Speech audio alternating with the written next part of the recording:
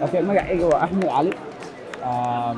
Waxaan mataqaanahay artist oo balansiga ama acrobatic waxa loo circuska. Marka muddo waxaan adiga hadda sameynayaa 5 sano ku dhow. Ana isbaray hadda yani Burundiga ugu horeysa halka xabbe ugu horeysa dadka ma aragtay Braawayaan camal ta waa lagu bari laakiin waxaan kale inta dhan ada isbaray. Walaahi waxaan ku bartay waxaan ma aragtay waxaan fiirin jiray oo xiisayn jiray dadka oo ma aragtay leh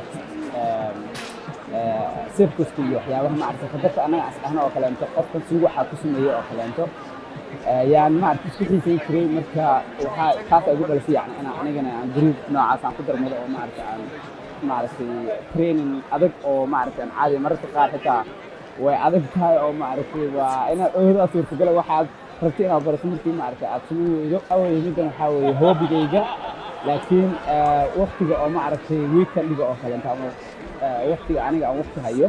يعني waxaan sameeyay inaan ku soo bandhigo street shows oo kaleento mararka qaar aniga kuwa kaleento artistayaal kaleento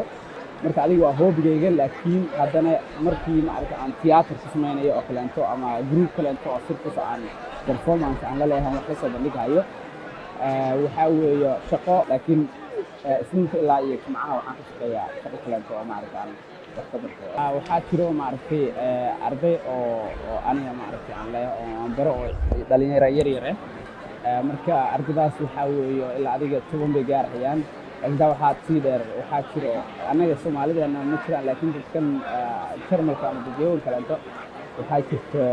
ciyaalka ayaga iskuulka aaday waxay ku sameeyaan waxyaabaha ay xiiseeyaan ilmaha Soomaaliyeed noqoto marka workshop wax la dhaho oo adiga aad 10 siinaysa 2 saacadood 3 saacadood iyo marka ay soo dalbanayaan 2 saac ama 3 saacadood ma aragtay show ma aragtay ayaga aad wax ku baraysaa soo bandhigi